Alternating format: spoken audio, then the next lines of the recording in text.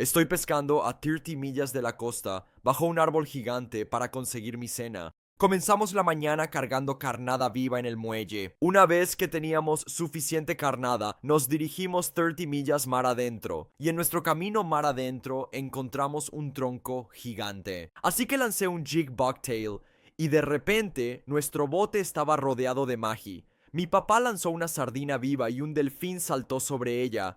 Y déjame saber en los comentarios si crees que el magi está sobrevalorado o subestimado. Una vez que tuvo este pez cerca del bote, me acerqué para ayudarlo a sacarlo y pudimos conseguir una hielera llena de magi para tacos.